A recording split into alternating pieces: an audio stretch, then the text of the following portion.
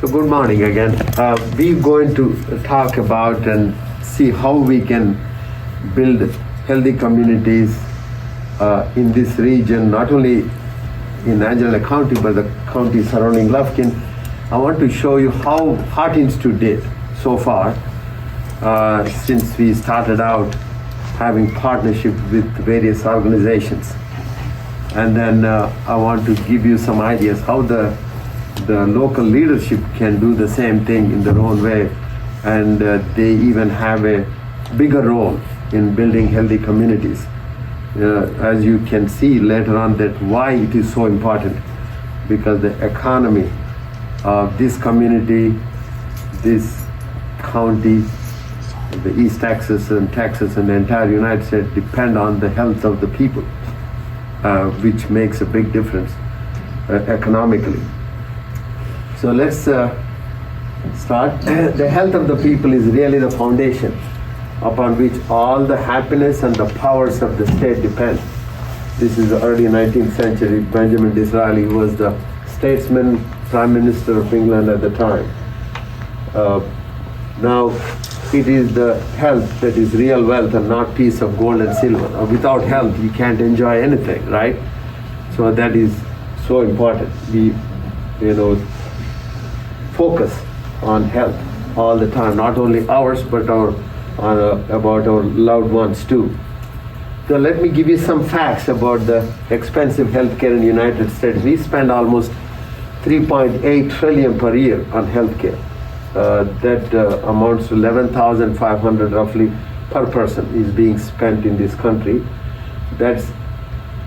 That equals to 17.7% of the GDP on healthcare. That is significant amount, much higher than any other, high-income nations in the world. Much more. So, but we only rank 22 out of 27 high-income nations with regards to overall efficiency of the healthcare system. And I'll explain to you why over the next few slides. So that there's changing healthcare landscape. I think everyone knows, Affordable Healthcare Act. The purpose was to improve the quality of care and cover as many people as possible with the lowest cost. But it did not happen. But they couldn't come out with anything better than this so far. It remains with some changes. Access to care has been a big problem, so we'll talk about that too. Because you don't have a good access to care, patients end up in the emergency rooms at the hospitals, and then the cost escalates, and we have to figure out how to improve the access to care to the PCPs instead of going to the emergency room department or the hospitals, delaying the care, most important care. So there is decreased profitability because of the increased cost, newer treatments, aging population, and lower reimbursement. There is increased competition for the fewer healthcare dollars. There is a need for accountability and transparency in healthcare delivery. And then the most important thing is, this is how we can do something about it, is transition from fee-for-service to value-based care. And I'll show you how the Heart Institute has been doing with regards to that. When you talk about value-based care, what it means, you're providing high-quality care at the lowest cost. That we call it value-based care. So what are the factors contributing to the expensive healthcare in the United States? One is drug prices are going up. We all know about that. Administrative costs are also going up. The newer and expensive treatments, defensive medical treatment, because afraid of the lawsuits, the providers are, doing more tests than is needed because of this problem with the lawsuits. No focus on preventive care. That pertains to every one of us, the providers, the hospitals, the clinics, and all of us as a population of the community members.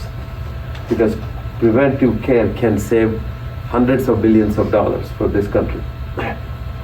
And we can, we talk about how we can do that as an individual, as families, as a communities, how we can do it. So what are the other factors? Aging population. The more aging population now because people are living longer than before. Chronic disease management, that not being done properly. Like for example, hypertension, diabetes, high cholesterol, with people having stroke. We can do a better job on that by understanding the risk factors, by understanding the preventive care, by making sure we get care earlier than later, ending up in the emergency room, be proactive. So the changes in insurance coverage is also a big reason why, because of the deductibles, because of all these other things, we fail to go to the physicians at the appropriate time.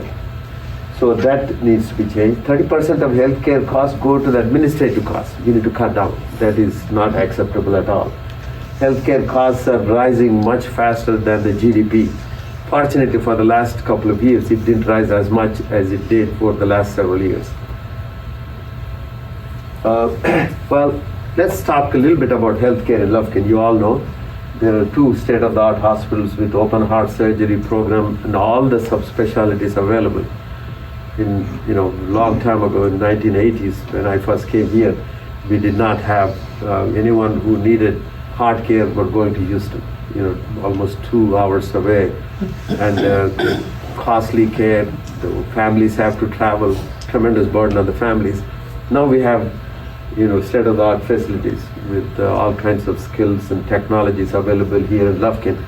Unless 2 complex cases still go to Houston, but that come down significantly. More than 90 to 95% of the people are treated right here, which didn't happen. Those days, everyone was going to Houston, Dallas, other places. So we have more than 230 physicians in this region. We have specialty clinics like heart failure clinic, like for example, cardiac rehab, chest pain clinics, electrophysiology clinics, specialty clinics. The physicians and the hospitals in Lufkin serve 20 counties surrounding Angelina County. Healthcare is the biggest industry in Lufkin by far, and is still growing. Healthcare sector is an important segment of the economy of this Angelina County. Healthcare share of Lufkin total employment growth has been better than its state and national counterparts. It's because the specialty care was non-existent in 80s and 90s, and now it is there. All specialties are available here. Healthcare employment has steadily increased since 1982 when I first came to the present, significantly. So it's still growing. I'll show you that. Hospitals and physicians, they are the real jobs in the community. For every job in the hospital, a physician's office, about half a job is created in other businesses. Angelina, for example, in Lufkin, we have a population of, 35 to 40,000 maybe. And then during the day, it swells up to close to 100,000. Most of these patients are coming from out of town for all these services. And one of the most important things is healthcare. And as you will see, we see more than 70% of the patients coming to our clinic are from outside Angelina County. That's significant, which was not like that before. So, because we have specialized services like cardiology, pulmonary, rheumatology, all these services available, gastroenterology, so these help people stay in the community and retire in the community, work in the community here in Angelina County.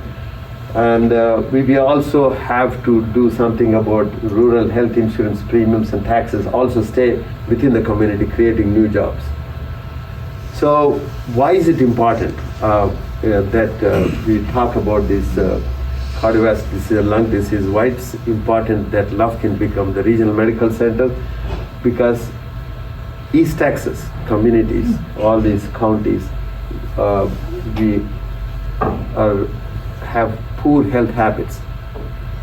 We love to eat. We love food. And that's one of the reasons. And we also other habits over a period of time. A lot of people smoke in this region. Inactivity is the highest levels in this region. So that has to change. So let's see, deep East Texas, there are 10 counties. We have a population close to 350,000.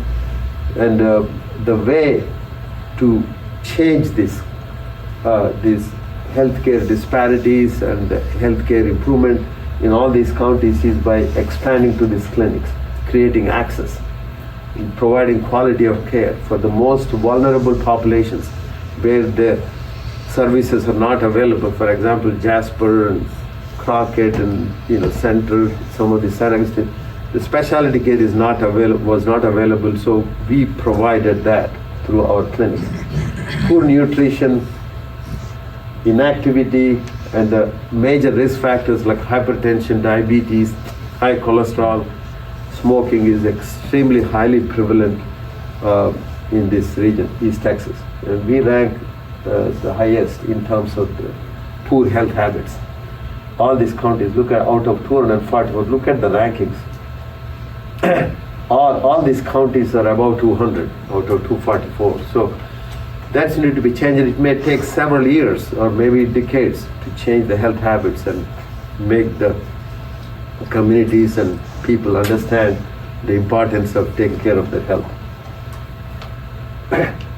So we formed a cardiovascular service line in 2014 for the first time with a partnership with the hospital. This is mostly done through collaboration, co-management, through the hospital, both the hospitals, Baylor College of Medicine, Boston Scientific, one of the drug company here, and we make partnership with the emergency room department in different counties, going there, educating the ED staff about how to take care of acute heart attack patients in the immediate and how to transfer them with stabilizing their condition.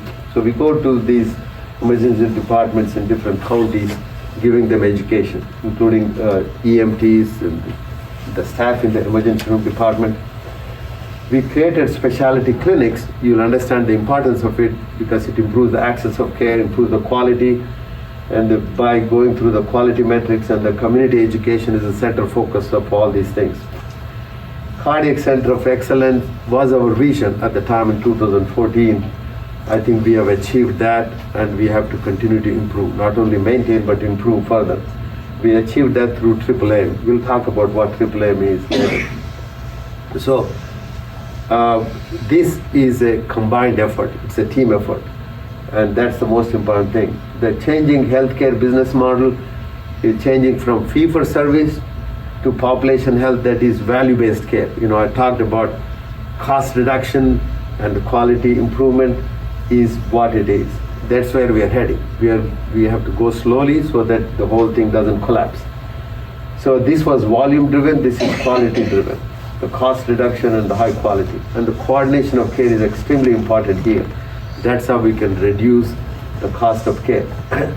The Center of Excellence requires three major elements. It needs infrastructure, where the state-of-the-art services have to be available, the skills and the training, and the facilities is equally important, so also the quality. We follow the American College of Cardiology and American Heart Association guidelines to improve the outcomes of the diseases. So we formed this partnership, which is a management services committee with a hospital. There are 6 committees. These committees they meet once every 1 month to 3 months, and finally they meet once a month. All these committees come together and they discuss about all the aspects of taking care of the patients, starting from patient-centered care, patient satisfaction, access to the patient care, quality and cost reduction, and then education, not only educating the physicians, PCPs, primary care physicians in Lufkin, also surrounding counties, but also the patients through health fairs and educational meetings like this, Rotary Club, Lions Club, all these different groups. And then that automatically has improved the growth of the new patients coming to Lufkin. So, I talked about the triple M. This is the coined term and brought by the biggest healthcare improvement organization, Cambridge, Massachusetts, and they coined this term to improve the quality of care and cost reduction.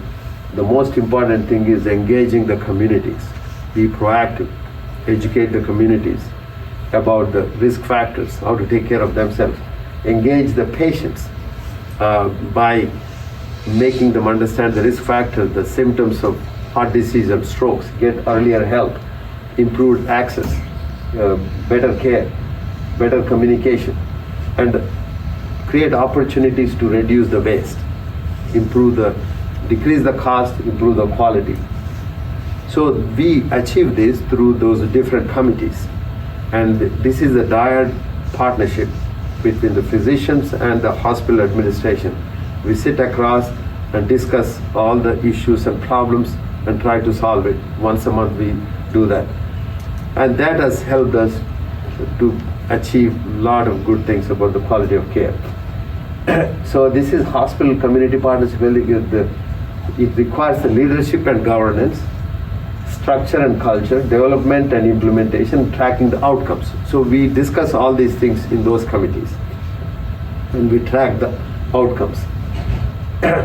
So we make partnership, of course, the hospital, and then CHI St. Luke's in Houston also, Baylor College of Medicine. We are all of the faculty of Baylor College, all the cardiologists, Heart Institute, Angelina County Heart Alliance, Boston Scientific, regional STEMI program. I discussed about all these emergency rooms in all the different counties. We go there, give educational meetings, EMTs locally and also in different counties. So various community organizations like Rotary, Lions Club, Senior Citizens, we give regular educational meetings. So this is the first service line formed here in Lufkin in 2014 to improve access, improve quality, improve outcomes, decrease cost, and community education has been the central focus, creating a value-based care. So we were the first one in the entire Texas division of 20 hospitals of CHI. We formed this service line, where we even helped them to expand to different hospitals there in Houston. We provided leadership in the national cardiovascular service line. We were all we were meeting at least quarterly and discussing all the aspects of patient care. So CEO of MedAxiom Consultant came and gave us some guidelines, and then as we performed, she presented our case at the National American College of Cardiology as a case example of success, how you can get people together and the communities together, how you improve the access to care, quality improvement and outcomes. And Vice President of the entire CHI division complimented us for doing what we achieved. We achieved through specialty clinics, improve the transition of care from hospital to clinic. Patient discharged from the hospital, we are ready to see the patient the same day or next day. We have, through the help of our physician extenders, nurse practitioners and PAs, and we follow the quality initiatives through American Heart Association, American College of Cardiology, and community education always been our focus. So why specialty clinics? Because it improves access. We can see the patient, if it's a heart failure patient, we can see the patient on the same day or next day in the clinic, so that we can avoid the patient going to the emergency room, costly care, and also stop patient admitted to the hospital. Because all these patients who go to the hospital with heart failure, for example, their overall improvement goes down every time they end up in the hospital. And that's research has shown. It's always better to get them care much before they end up in the emergency room or the hospital by giving them the earlier care. And that is the access, the most important thing. And we have to design models to reduce readmission. This goes together. Improve access, reduce readmission. Patient can be treated outpatient better that way. Cost reduction, good outcomes. Community education is extremely important. Patient satisfaction already improves when you do all these things. and the quality of life definitely improves. And then these are all the specialty clinics: chest pain center, vein and vascular center, heart attack prevention, stroke prevention, cardiac wellness, rhythm clinic, cardiac rehab center, heart failure center. So the most important thing is the providers' quality and their education. So we are 12 cardiologists. We have almost more than 40 board certification. Each one is board certified. That means you are practicing at the highest level of your specialty. Specialty, not only your specialty, but also super specialization. 12 of them with more than 40 board certifications. And we execute on the cardiovascular scoreboard, follow the guidelines of American College of Cardiology and American Heart Association, so we give the better care. Quality, government quality programs like ACC has this chest pain accreditation, heart failure accreditation. We follow the guidelines, and I'll show you how we achieve that. So all our facility, for example, here, the cardiac rehab, nuclear department, echo department are all nationally accredited. Chest pain center, cardiac rehab, heart failure accreditation we achieved through. That's why we are the one of the few hospitals in the state and in the country to have 4 accreditations and also heart failure center national distinction of excellence. This all happened through the leadership of the physicians working together. And the managed care, Medicare management companies rated as our group as the 5-star for the last 7 or 8 years in a row. That's mostly based on decreasing the cost, improving the quality. So we achieved this through having these clinics in different counties. These are all the clinics that we have surrounding Lufkin. So that improved the access to care. So this happens only with a partnership. We form partnership with the various organizations, as I showed you before. Just for example, we wrote for a grant for Boston Scientific and received the grant for the last 4 years to close the gap in healthcare disparities in East Texas communities where the specialty care especially is not available. For example, Crockett and Jasper counties, these are underserved communities. We went there, screened the patient, health fairs, education about the risk factors. We have conducted that over the last 4 years in a row, these counties surrounding Lufkin, closing the gap in healthcare disparities. So we have been giving educational seminars, not only the PCPs inside and outside the Angelina County, but also different community organizations like Rotary Club, Lions Club, all the different groups all over the, not only in Angelina County, but surrounding counties. We do close to 100 educational meetings almost in 2 years. In the Heart Month alone, we do almost 20 to 30 educational meetings. In spite of the COVID this year, we did almost 20 educational meetings. One per day? Yeah, almost one per day in Angelina County and also surrounding counties like Livingston, all these, Crockett, Jasper, everywhere. Now you see the growth we were talking about. 2014, this is all new patient growth coming to the Heart Institute.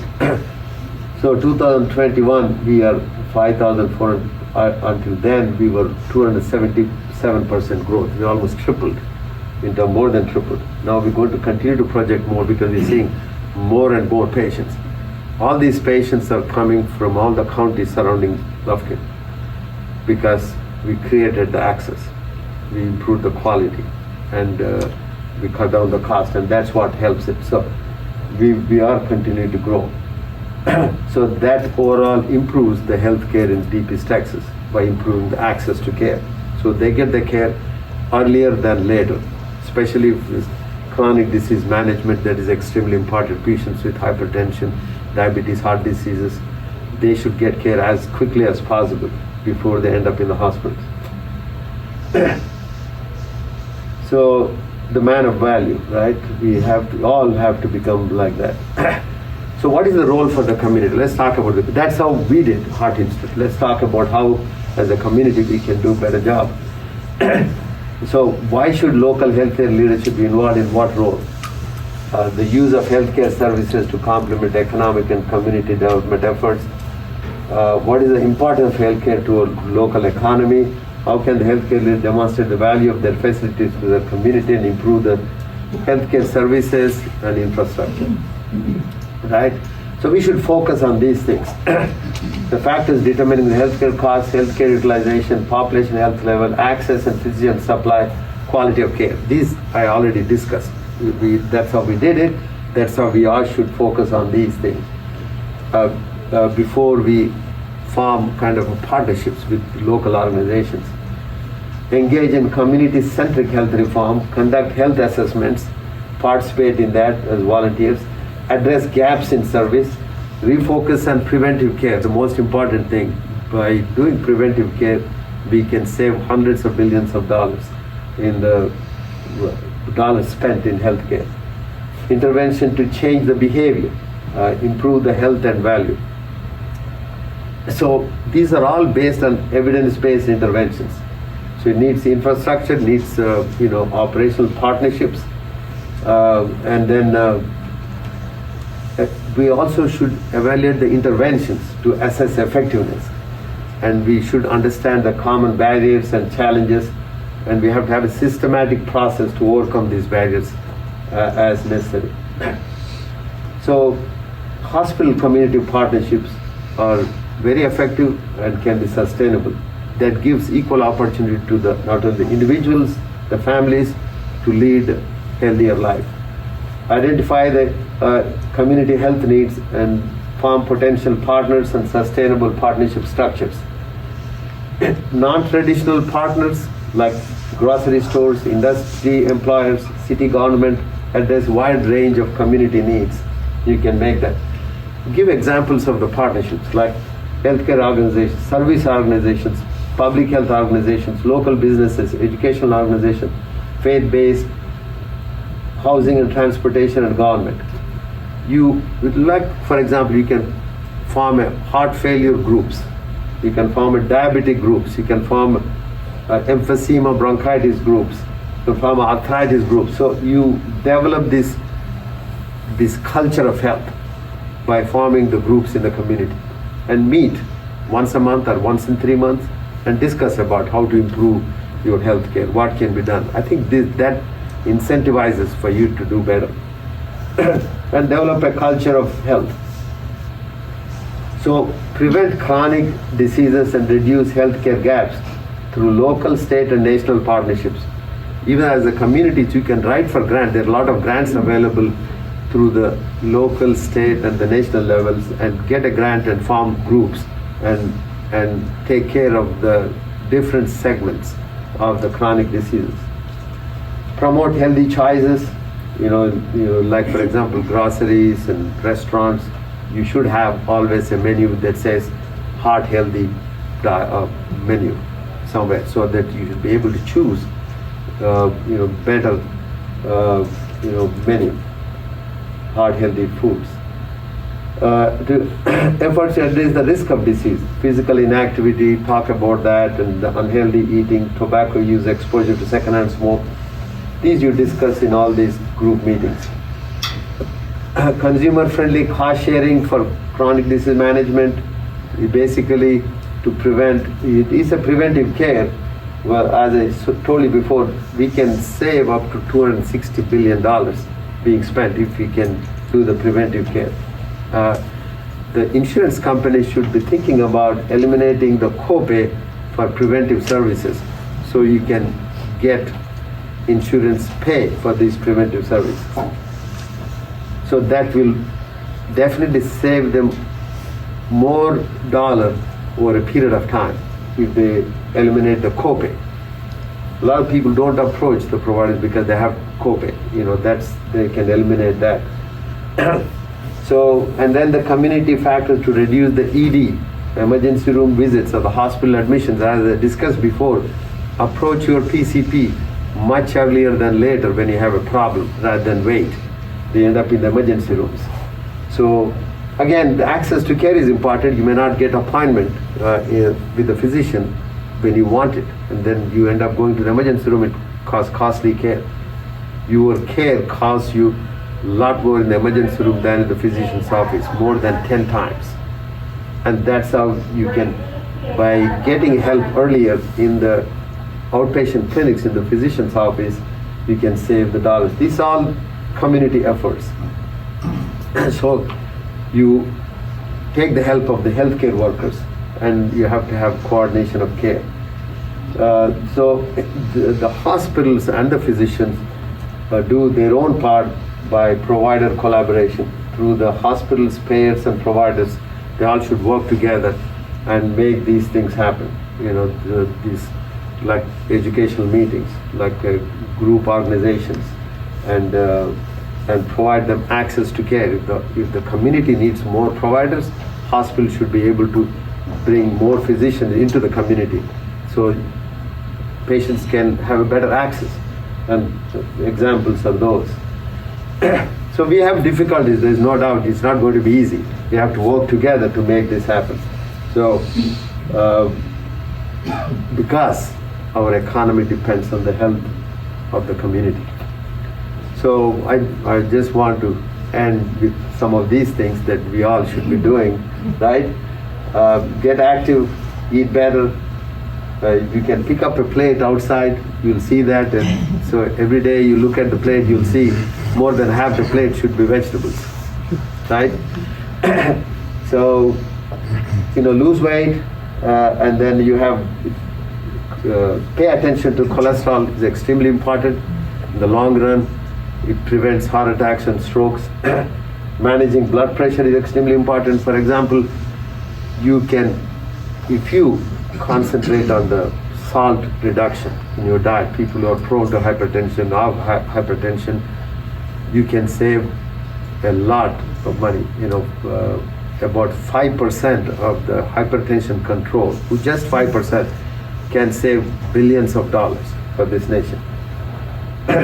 So, reduce the blood sugar, stop smoking. Of course, activity is extremely important. Three main important things is increase your activity, eat better, and just get a better care. Take care, preventive care. So what can you do in the workplace? Eliminate all the soft drinks, sugar sweetened beverages. They are not good at all. Okay. I know some people may not like it, but I'm going to tell you this is not good at all. So try your best not to have this. Develop a habit. It's going to be difficult, but you should do that. Especially for those who have diabetes, hypertension, high cholesterol, it's no good at all. So that's what you can do at the workplace. Avoid these being available.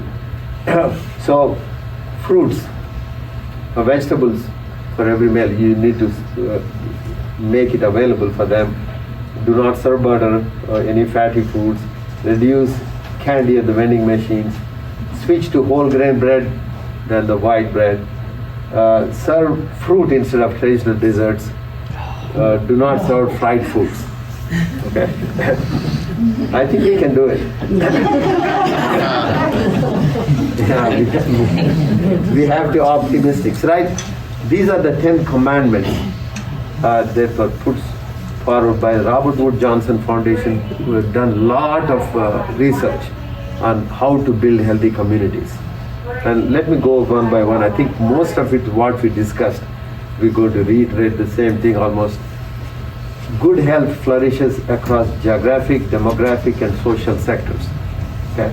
Attaining best health is the most valuable thing for the entire society. Individuals and families, they have to have the means and opportunities to make choices that lead to healthiest lives possible, like we discussed, right?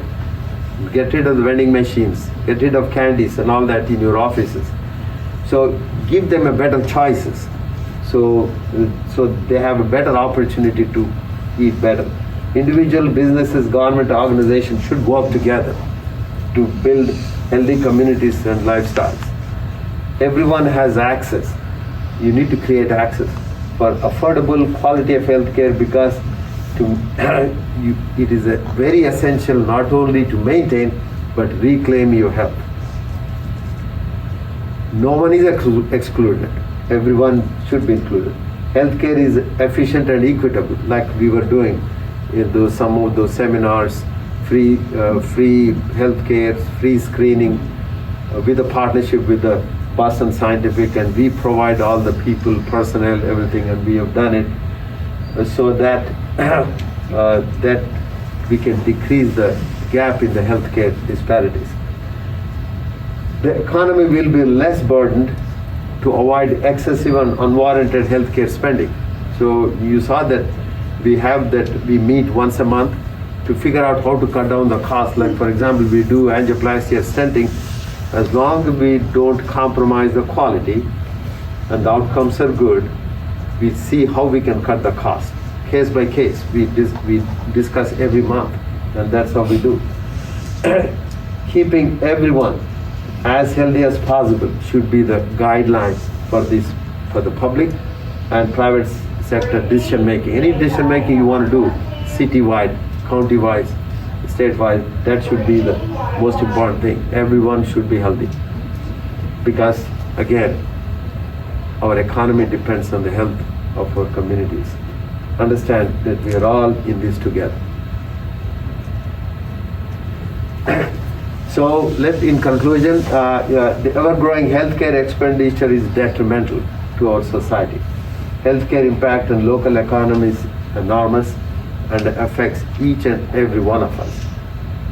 Hospitals, physicians, healthcare professions play a dominant role in improving the health of our communities. It requires cooperation, coordination, and extreme commitment.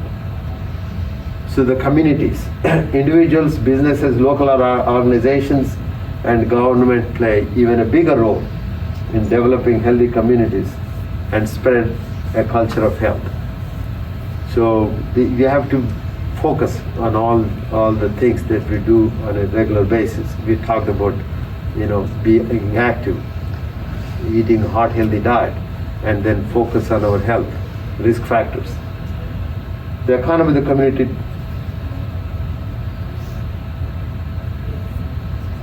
depends on the health of the community. All of us together can make huge difference. Eat better, get active, lose weight. Everyone is included here. No one is excluded, including the dogs. So the only way to keep your health is eat what you don't want, drink what you don't like, and do what you would rather not. Right? Mark Twain said it long time ago. So that's how we can do. That's easy, right? So yesterday is gone, tomorrow is not yet come. We have only today. So let's begin. Mother Teresa. It's amazing what you can accomplish if you do not care who gets the credit, right? You do it. And I think that's important for our families, for our communities, for the entire East Texas region. We received the Pioneer Award for being the first 10 hospitals in the United States to receive Heart Care Center of National Distinction. I accepted that in New Orleans, American College of Cardiology. That's the biggest organization in the country. So we are proud of that, because we could get people together. And it doesn't happen overnight, it doesn't happen with few people. The entire organization working together. And I think the credit goes to everyone, the Heart Institute physicians, our staff, the hospital, nursing staff, administration, everyone working together. And we not only received one of the first 10 in the country, and the second in the state of Texas, and first in the entire CHI division. We got that, and we maintained it year after year, 4th year in a row. We are Heart Care Center of National Distinction. First in the entire 103 CHI hospitals, second in the state of Texas, 9th in the nation when we first got it, 4 years in a row. We got it recently, the fourth one, 2021. So we received a gold award from the Texas Medical Foundation. They didn't have it because of the COVID, but we received the gold award, Heart Institute practice, for quality measures we met, promoting interoperability by getting organizations together, improved activities with the surrounding counties, the educational activities, access to care, cutting the cost and utilization. We were the only one of the 32 practices who got this award in 3,600 practice day survey in 7 states. And we are proud of that. We were the only physician office to receive Small Business of the Year from the Chamber and the Texas Forest Country also. And this is Best Hospital US News and World Report. This is our hospital here in Lufkin.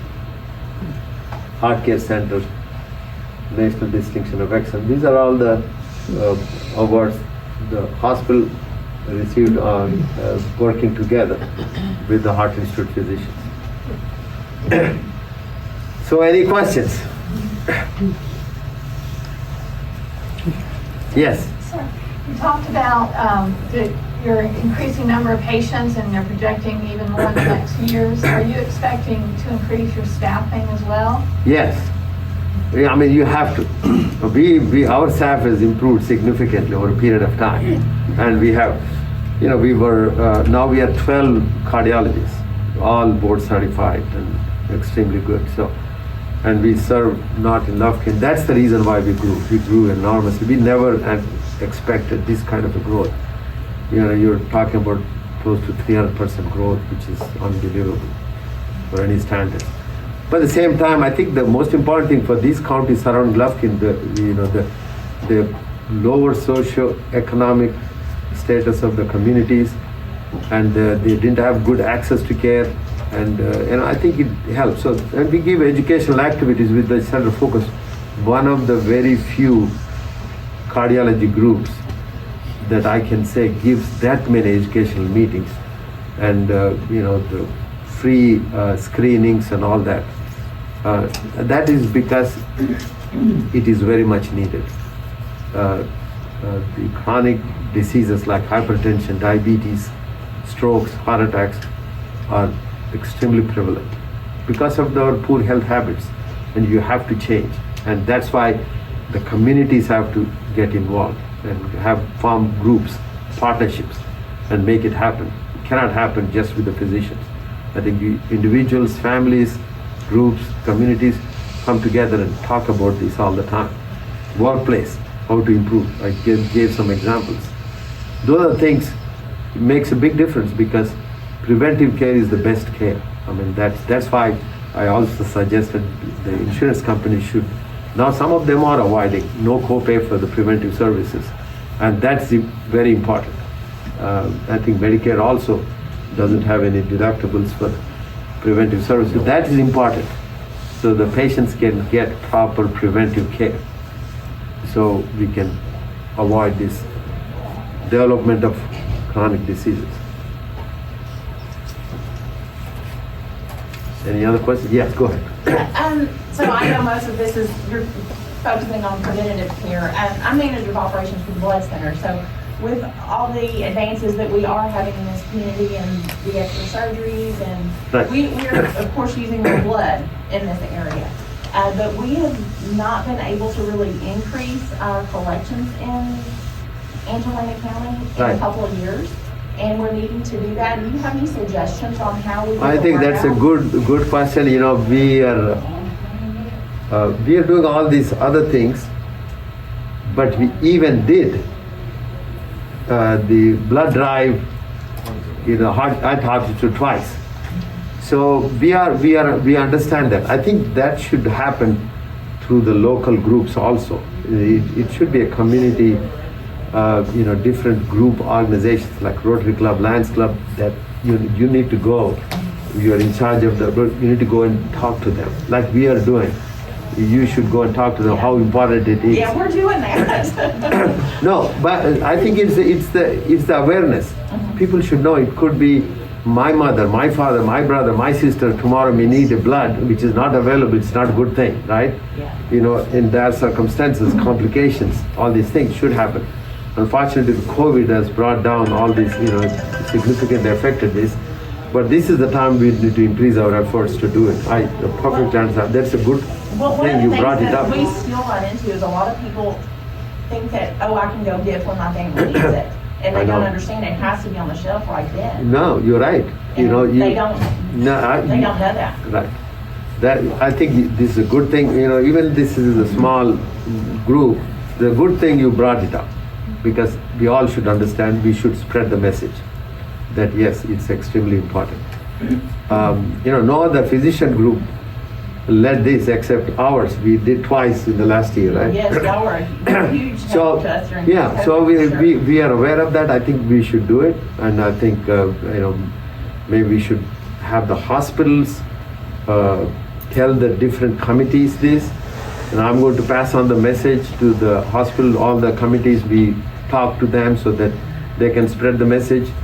Different committees in the hospital, and that's important, extremely important. And they for all. are listing drives for us. I don't want to think that the community's not coming out. It's just where we used to see 40, 50 donors come out at a drive, Right. we're seeing 10, 15 donors come out at a drive. And I agree with you. I think It's this just, is, yeah, the donations or we're not seeing what we used to see. right. Yeah, Could you add maybe and encourage your primary care physicians and all the physicians to add, when's the last time you donated blood to their list? Are you able to Right. get at least a conversation started? No, I agree. Even if it's the nurse practitioner, I whoever think it is. is just the awareness. Yes. That's the most important thing. Awareness starts the whole thing. For example, have you very brought it giving up. You brought up this is good. All now, it's just at the back of the mind, but you need to keep bringing to the front and say, let's do it, kind of a thing. So we can do it as a group. I mean, it makes a difference. You're right, absolutely. And then I'll make it a point to tell the administrator and everybody to let the physicians be reminded every time so they can talk about it.